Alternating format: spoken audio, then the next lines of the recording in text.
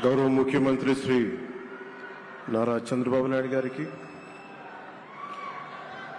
Bofors కుంభకోణాన్ని బయటికి తీసుకొచ్చిన Hindu managing director ఒకప్పుడు ఎడిటర్గా పనిచేసిన శ్రీ ఎన్ రామ్ గారికి, రాజస్థాన్ పత్రిక చీఫ్ ఎడిటర్ ఓనర్ అయిన శ్రీ గులాబ్ కొఠారి గారికి,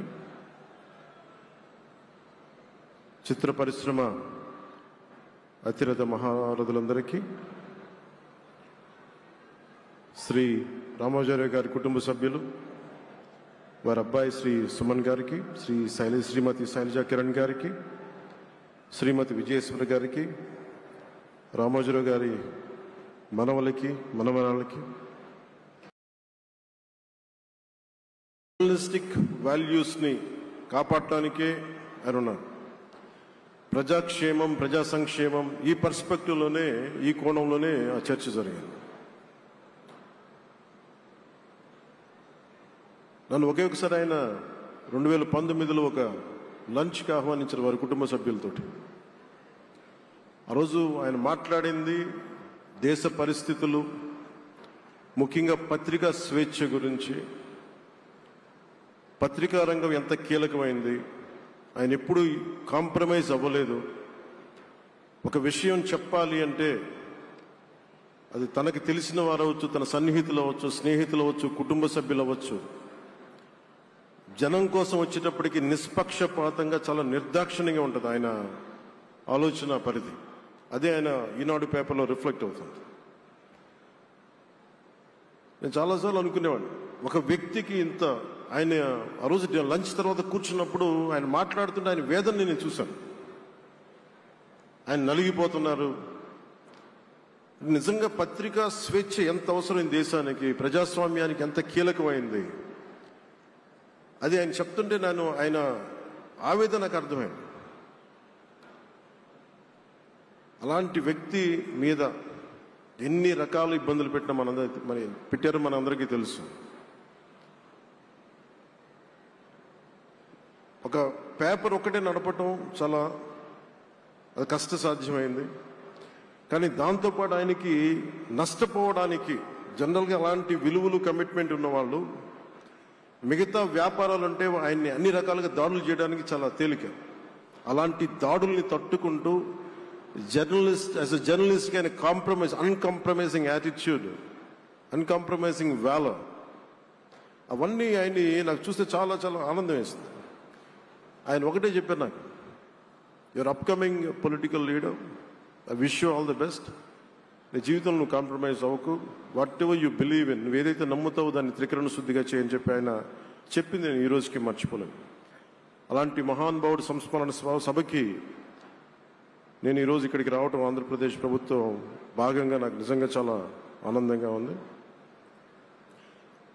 రైట్ టు ఇన్ఫర్మేషన్ యాక్ట్ దారిలో చూస్తూ ఉంటే ఇందాక ఎగ్జిబిషన్లో 2008 రైట్ టు ఇన్ఫర్మేషన్ యాక్ట్లో అంటే ప్రజలకు ప్రతిదీ తెలియాలి, ప్రభుత్వంలో ఏం జరుగుతుంది, ప్రభుత్వం ఏం తీరుతలు ఎలా ఉంది అనేది. దానికోసం ఆయన అందరినీ కలిపి ఆంధ్రప్రదేశ్లో, ప్రత్యేకించి ఉమ్మడి ఆంధ్రప్రదేశ్లో ఆయన ఒక ఉద్యమకర్తగా కూడా వ్యవహరించారు.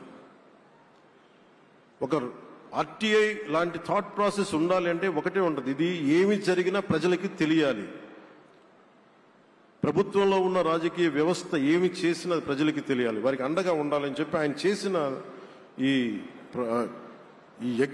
యజ్ఞం చాలా జటిలమైంది, చాలా కష్టమైంది. పత్రికా రంగంలో విస్తరించిందే కాకుండా సినిమా నిర్మాణ రంగంలో కానీ, స్టూడియోస్ కానీ, హోటలియర్గా కానీ ఇవన్నీ చాలా చేసి ఉండొచ్చు. కానీ ఆయన క్రక్స్ ఆఫ్ రామోజీరావు గారిది మోస్ట్ ఇన్స్పిరేషనల్ జర్నలిస్ట్. ఇందాక కొల్లూరు పార్థసారథి గారు చెప్పిన, ఇందాక అమరావతి నుంచి నాయ ఎమ్మెల్యే గారు మాట్లాడినా కానీ, పార్థసారథి గారు చెప్పినా కానీ ఆయనకి ఖచ్చితంగా ఒక విగ్రహం పెట్టాలని. ఎందుకంటే జర్నలిస్ట్ విలువల్ని కాపాడి ఆయన ఎందుకు ఇన్స్పిరేషన్ అంటే ఎన్ని కష్ట నష్టాలు వచ్చినా, ఒక జర్నలిస్ట్గా ఉండటం వేరు, ఒక పత్రికాధిపతిగా ఉండి అన్ని ఒడిదుడుకులు ఎదుర్కొని ఆయన కుటుంబాన్నంతా బెదిరించినా కానీ, ఏమి చేసినా కానీ జనరల్గా కుటుంబ సభ్యులు కష్టం వస్తే నలిగిపోతాం. కానీ అది కూడా దాటుకొని నేను నా జర్నలిస్ట్ వాల్యూస్ నేను కాంప్రమైజ్ అవును, ఏదైతే జరగనని చెప్పి ఆయన కూర్చోబెట్టి at the cost of his family members also he vent ahead and uphold the journalistic values. వారికి దానికి చాలా చాలా సాహసంగా నాకు చాలా ఆనందం వేసింది. ఆయన ఆఖర్లో ఎలక్షన్ రిజల్ట్స్ వస్తాయి, ఎప్పుడు వస్తాయి వీటన్నిటి అనుకున్న టైంలో నేను ఒకటి అనుకున్నాను, ఆయన ఆరోగ్యం క్షీణిస్తూ ఉంది, బాగుండు, ఆయన ఈ విజయ వార్త వింటారా లేదా అనేది నేను ఒకటి ఆలోచిస్తూ ఉన్నాను. సో నేను శ్రీమతి శైలజా కిరణ్ గారిని, సుమన్ గారిని, శ్రీమతి విజయశ్రీ గారిని అడిగినప్పుడు నేను ఒకటి అడిగాను, ఆయన విన్నారా అండి, ఆయనకి మాటలు వినిపించినాయా? అందరు చెప్తాను ఆయనకి వినిపించట్లేదంటే, లేదు, చాలా ఒక 24 గంటలు ఆ విజయాన్ని దశాబ్దం పాటు నలిగారు, దశాబ్దన్నర పాటు నలిగి ఆయన్ని నలిగిన తర్వాత ఆయన అలాంటి వ్యక్తి విజయ వార్త వినకపోతే అక్షోభిస్తుందేమో ఆత్మ అనిపించేది. కానీ విజయ వార్త వినే ఆయన పరమదించారు. అందుకు నాకు చాలా ఒక తృప్తినిచ్చింది. అలాంటి మహానుభావులకి నా నివాళులు అర్పిస్తూ ఆయన నుంచి ఎవరైనా నేర్చుకోవాల్సింది, ప్రజాస్వామ్యాన్ని పరిరక్షించడానికి ఎవరి స్థాయిల్లో, ఒక పత్రికాధిపతిగా కావచ్చు, ఎవరు ఏ స్థాయిలో ఉన్నా దాన్ని మనం కాపాడాల్సిన అవసరం ఉంది. అలాగే ఆయన జర్నలిస్టిక్ వారసత్వ ప్రవాహం అంటే ఉదాహరణకి ఈనాడు, ఈటీవీ తాలూకు ప్రజెంటేషన్ ఆఫ్ న్యూస్ చాలా న్యూట్రల్గా, అన్బయాస్డ్గా ఉండదు. ఏదైనా విషయం చెప్పేటప్పుడు నా గురించి ఎంత రాస్తారో, నన్ను తిట్టాలనుకున్నప్పుడు అంతే తిడతారు. అంటే నువ్వు చేసే పనిని బట్టే గుర్తిస్తారు తప్ప నాకు తెలుసు కదా అని చెప్పి మళ్ళీ దానికి ఫేవరెటిజం ఉండదు. అది తెలుగుదేశం పార్టీ కావచ్చు, ఇంకొక పార్టీ కావచ్చు, కాంగ్రెస్ కూడా కావచ్చు. కాంగ్రెస్ చేస్తే కాంగ్రెస్ని ఆయన్ని పైకెత్తిన సందర్భాలు ఉన్నాయి. అలాగే ఏ పార్టీ తప్పులు చేసి నచ్చని, ప్రజలకి ఇబ్బందికరమైన సంఘటనలు జరిగినప్పుడు ఏం మాత్రం వెనకాడకుండా ఫ్రంట్ పేజీలు వేసేవాడు. ఫ్రంట్ పేజీలో మరీ చాలా బలంగా చేసేవాడు. సో అందుకే నాకు అనిపించింది, ఒక జర్నలిస్టిక్ వాల్యూస్, ఆయన తాలూకు వారసత్వ ప్రవాహం ప్రతి జర్నలిస్టు పుణికిపుచ్చుకోవాలి, అది తీసుకోవాలి. ఒక నది ఒక ప్రవాహం వెళ్తున్నప్పుడు మన స్థాయి, అది నువ్వు ఒక చిన్న బకెట్తో తీసుకుంటావు, చెంబుతో తీసుకుంటావు, ప్రవాహంలో నీళ్లు అన్నట్టుగా రామోజీరావు గారి జర్నలిస్టిక్ వారసత్వ ప్రవాహాన్ని మనం ఎంత తీసుకుంటాం అనేది మన స్థాయిని బట్టి ఉంటుంది. అది ఒక మోటార్ వేసి ఒక ట్యూబ్ మనకి పైప్లో తోడుకునేలాగా ఉండొచ్చు, లేదంటే నా స్థాయి ఇంతే అంటే కూర్చోబెట్టి ఒక చెంబుతో తోడుకోవచ్చు.